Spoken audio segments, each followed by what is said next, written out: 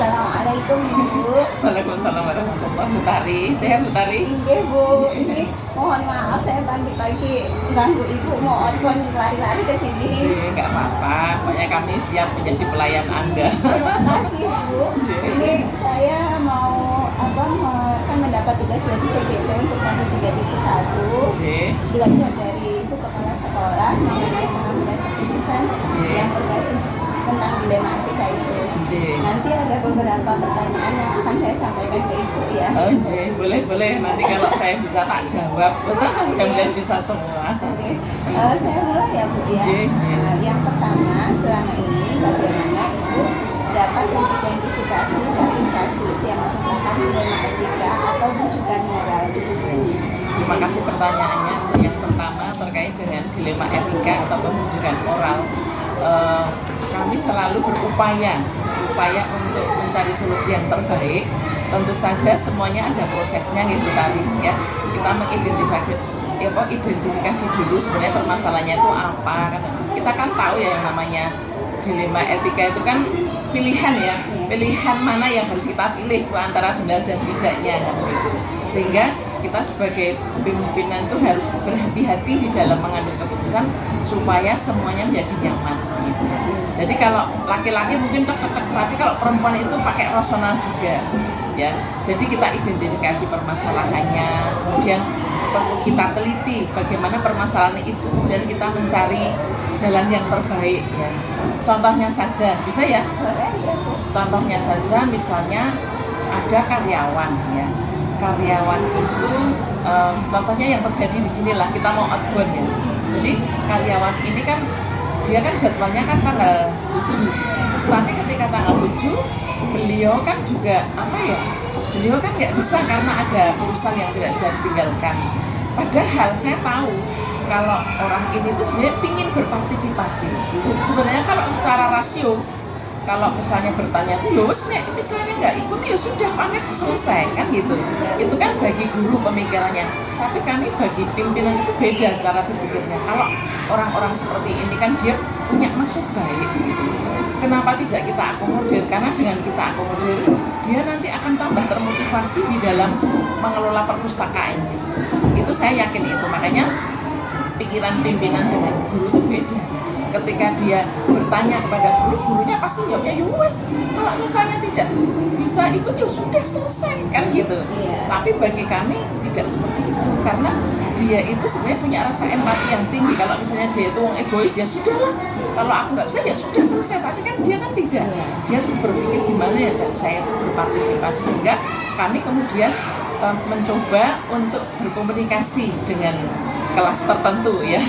Saya yakin dengan kita mengkomunikasikan yang baik, dengan kita berpikiran positif, insya Allah semuanya lancar sehingga ketika kami membuat keputusan ya sudah tetap nanti kami alihkan di kelas yang lain supaya dia bisa ikut partisipasi seperti itu. Itu memang pilihan yang tidak gampang karena pilihan itu bisa benar menurut saya, tapi bisa dianggap tidak benar menurut orang lain. Tapi bagi kami kan sebagai pimpinan kan harus berbeda dengan pikirannya dengan guru. Itu contohnya. Ya, biasanya kalau guru itu nggak nyandanya tak baik dengan baik itu ya nggak bisa dipilih gitu. Tapi kalau kepala sekolah karena punya pemikiran yang lebih, akhirnya bisa memilih yang terbaik gitu. Seperti itu. Pertanyaan kedua, terima kasih ya Bu. Selama ini bagaimana Ibu menjalankan keputusan di sekolah Ibu, terutama untuk kasus-kasus antara dua kepentingan yang sama-sama benar atau sama-sama mengandung nilai kebajikan? Tentu di dalam membuat sebuah pilihan, kita sebagai orang Islam kan kita harus berpedoman pada Al-Quran dan hadis Nabi ya. Sehingga kita berupaya semaksimal mungkin supaya pilihan-pilihan itu bisa lebih ma'ruf ya, ma'ruf dan itu bisa membuat orang lain itu juga ya nyaman. Contohnya saja ya, ketika kami harus memilih, ketika ada karyawan kok setiap hari dia terlambat kan begitu. Padahal di dalam aturan kalau terlambat itu kan harus ada sanksi ya. Tetapi misalnya sanksinya itu pertama juga kita berikan bimbingan dan sebagainya. Kalau sudah mentok banget itu dia harusnya kan harus dikeluarkan. Tetapi kita itu sebagai seorang wanita yang punya rasional, kita juga berpikir dia itu kan punya anak, punya bayi, punya anak SD lah. Nek dia misalnya harus dikeluarkan, nanti dia itu nanti dapat mata pencarian dari mana, toh ketika dikeluarkan dia tidak kemudian serta-merta dapat pekerjaan lah. Itulah yang menjadi pemikiran kami, makanya kami kemudian tidak serta-merta kemudian meng-off-kan orang tersebut. Ya kita cari solusi dulu, tahap demi tahap. Kiranya bagaimana dengan pendekatan personal, pendekatan yang humanis seperti itu. Tetapi kalau misalnya ada karyawan yang itu menentangnya, kok sudah betul-betul menentang dengan Al-Quran dan hadis, ya mau nggak mau kita tegas, dia harus keluar, ya keluar seperti itu, karena memang itu sudah tidak dapat toleransi lagi, seperti yang pernah kami lakukan di karyawan X begitu. Dia terus kami itu kan dengan cara yang makruf, kita panjenengan pengen ditoke atau mengundurkan diri ya gitu, biar dia berpikir. Sebab kalau tahu-tahu di off kan nanti secara psikologi bebannya, kemudian nanti bisa menimbulkan permasalahannya. Mungkin saya sebagai kepala sekolah bisa diancam dan sebagainya, di jalan dibegal, dan tetapi kami tetap menjalin komunikasi dengan baik. Jadi keluarnya itu keluar dengan dia itu senang, enjoy, tidak merasa terancam, dan kami pun tetap melakukan komunikasi sampai sekarang sehingga dia itu tetap merasa nyaman. Bahkan Bu, nanti kalau ada lowongan di lain tempat, saya minta tolong ya. Itu kan betapa saya itu tidak kejam dengan dia. Jadi itu dibutuhkan rangkaian kata, hati yang enak sehingga dia itu merasa nyaman dengan saya. Iya, mungkin inilah yang saya temukan bedanya dengan sekolah Hijri dan sekolah Muhammadiyah ya Bu. Ada basic, apa istilahnya, basic keagamaannya, Qurannya dipakai di sini. Ya, jadi kita harus Betul, luar biasa sekali Bu. Terima kasih. Ini yang terbaru yang saya dapatkan, dari kemarin belum menemukan itu. Yang ketiga, langkah-langkah atau prosedur apa yang biasa Ibu lakukan selama ini? Untuk mensiasati situasi yang terjadi, tentu yang pertama kami harus berkomunikasi dulu. Kami komunikasikan, istilahnya kalau dalam bahasa agama itu tabayun. Jadi kalau misalnya kita menerima informasi itu tidak boleh sepihak. Ibarat kita itu menjadi hakim kan, kita tidak boleh menerima sepihak. Ya nanti misalnya ada laporan-laporan, ya kemudian yang lain kita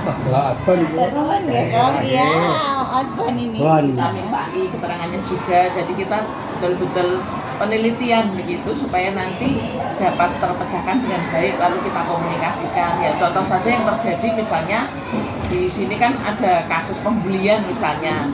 Jadi ada wali murid, kemudian dia serta-merta karena merasa dia wali murid di sini, kemudian dia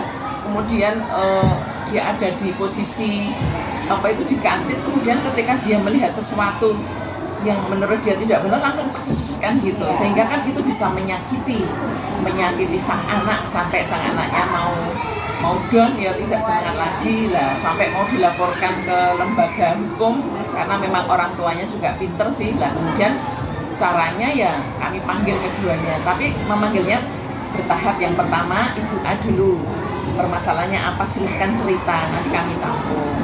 Kemudian yang kedua yang Ibu B tadi, biar cerita dulu, setelah itu kami kemudian mengolah kata dan sebagainya. Mereka kita pertemukan, duduk bersama begitu. Kemudian kita juga istilahnya Ibu ini silahkan cerita di depan ibu ini juga. Terus kami sebagai kepala sekolah harus menjadi penengah yang baik. Kemudian dari kasus-kasus yang dia merasa itu seperti dihina dan sebagainya dan nggak terima lah, kami kemudian juga menggunakan basic agama. Ketika Rasulullah sebagai uswatun hasanah dihina oleh orang, dicaci maki oleh orang, tapi kalau dia mempunyai akidah yang kuat, apalah arti sebuah hinaan, kan begitu. Apalah saya, misalnya kita juga mencontohkan Bu Yuli ini dihina sana sini, pokoknya dielek-elek dan sebagainya, tapi kami nggak apa-apa wong itu kan memang yang namanya orang mau meraih sukses kan tidak lepas dari rintangan, tantangan, hambatan. Kalau kita punya akidah yang kuat, ya nggak apa-apa, itu semuanya biasa saja. Sehingga gambaran-gambaran yang kami lakukan, pengalaman itu kemudian membuat wali murid yang tadinya berapi-api, merasa dirinya dihina dan sebagainya, kemudian dia lilih, ternyata apa meneh Bu Yuli, Rasulullah saja yang baiknya kaya ngono dihina tetap banyak, padahal dia Rasulullah, apalagi hanya buyutilah. Kemudian sang orang tua kan juga ibu tadi kan, oh iya ya ternyata seperti itu. Tapi yang penting kalau akidah kita kuat, no problem. Sehingga itu membuat orang tua jadi lilih dan mereka menjadi akur, dan sampai sekarang alhamdulillah anaknya juga berkesemangat. Berarti dari situ kita dapat ambil yang pertama adalah dia dulu masalahnya, kemudian kita bayunkan itu Iya, Bu, tabayunkan kemudian ditemukan, jadi tidak dihembuskan secara sepihak. Betul. Dan digunakan juga dasar-dasar agama. Iya. Misal di lain itu juga kita juga sambil memohon kepada Allah, ya Allah berikanlah kepada kemudahan di dalam menyelesaikan permasalahan. Luar biasa sekali ya, semuanya harus Allah dan Allah lagi. Oke, terima kasih Bu. Selanjutnya masih ada banyak Ibu, nggak apa-apa ya. Oke, nomor 5 adalah hal apa saja yang selama ini merupakan tantangan dalam pengambilan keputusan pada kasus-kasus dilema etika. Oh iya. Ini ada Wah, ini tantangan ya Bu. pertanyaan yang bagus banget ini. Contohnya seperti ini ya. Kami sebagai kepala sekolah tentu mempunyai program supaya gurunya itu naik jenjang karirnya. Nah, salah satu supaya guru itu mempunyai jenjang karir yang lebih tinggi kan, kepala sekolah itu memberi kesempatan. Contohnya saja kepada guru kami yang namanya Bu Sri Lestari Ningsih. Ini Pak saya ini yang kena. SPDSI MSI ya. Di sisi lain kami itu memotivasi beliau supaya nanti tidak ketinggalan dengan sekolah-sekolah lain. Karena yang namanya guru penggerak itu kan tentu saja kan manfaatnya sangat besar supaya kita tidak tertinggal. Nah, sementara kalau guru ini ikut, itu kan juga nanti konsekuensinya harus mengikuti workshop dan sebagainya yang kaitannya dengan daring, luring dan sebagainya itu. Nah, sementara guru ini kan juga harus mengajar. Nah, kemudian ketika guru ini sering sering Zoom dan sebagainya, itu kan juga membuat semacam kecemburuan sosial. Nah, ini ada ngantuk nih, saya belum tidur saya Bu. Padahal ini seperti ini kan kami juga istilahnya dilema etika. Dilema etikanya itu dilarang ya saya salah. Nek diteruskan saya tuh juga penuh dengan resiko, tetapi kami juga istilahnya kembali ke Allah. Kita harus optimis karena Allah itu berdasarkan persangkaan hambanya. Jadi meskipun guru kami ini ikut ke sana kemari workshop dan sebagainya dengan nanti tentu saja nyambi sambil mulang, tapi karena kami itu ada keyakinan di hati saya, udah tidak apa-apa, tetap kami biar saja supaya nanti, karena guru ini harus meningkat jenjang karirnya. Wah, kalau guru ini nanti kemudian juga lulus dari guru CGP kan sekolah juga yang beruntung, karena kan beliau tentu akan mengamalkan ke yang lain-lain, ilmunya yang diperoleh itu kan kemudian bisa diimbaskan ke yang lain, sehingga kan sekolah ini menjadi lebih maju seperti itu. Tapi karena di dalam Al-Quran itu juga seperti apakah sama orang yang tahu dengan yang tidak tahu? Jadi orang yang tidak tahu itu pasti beda dengan yang tahu, seperti itu. Sehingga kami di dalam menghadapi ini ya sekali lagi kami tetap percaya kepada Allah. Kalau kita itu berniat baik menegakkan agama Allah, pasti nanti Allah itu memberi jalan keluar yang kita kadang-kadang tidak bisa kasih. Ibu ada telepon mau diangkat dulu boleh? Tidak usah. Langsung. Nomor 6, ya. Panjang sekali tadi. Ternyata memang tantangannya ketika berkaitan dengan dilema etika itu adalah dengan teman-teman semuanya gitu. Jadi bagaimana harus bersikap kepada mereka dan bagaimana harus memasrahkan itu kepada Allah. Kita juga harus selain pasrah kepada Allah, kita juga harus meyakinkan kepada teman-teman. Dia harus diberi pengertian. Ini itu adalah juga dalam rangka promosi sekolah. Nah, kalau nanti salah satu guru kita itu mencuat tingkat nasional atau internasional, siapa nanti yang dapat nama baik? Kan kita semuanya. Kita ikut katut kan seperti itu. Mohon doanya ya. Ya, apakah Ibu memiliki sebuah tata cara atau jadwal tertentu dalam sebuah penyelesaian kasus dilema etika? Apakah Ibu langsung menyelesaikan di tempat atau memiliki sebuah jadwal untuk menyelesaikannya? Bentuk dan prosedurnya seperti apa? Kalau kami biasanya kondisional. Kondisional tuh ketika nanti ada permasalahan, kami itu sudah punya istilahnya trik-trik, oh seperti ini, yaitu ada di catatan khusus. Makanya kami punya buku catatan kasus itu karena dengan saya memiliki buku catatan kasus kan saya sudah di otak saya itu sudah ada gagasan-gagasan. Program saya harus seperti ini, harus seperti yang kami ungkapkan tadi, proses-prosesnya seperti itu, supaya apa? Supaya nanti permasalahan itu bisa terselesaikan dengan makruf. Bahasa kami itu makruf sehingga membuat nyaman semuanya dan tidak ada yang tersakiti. Harapan kami seperti itu.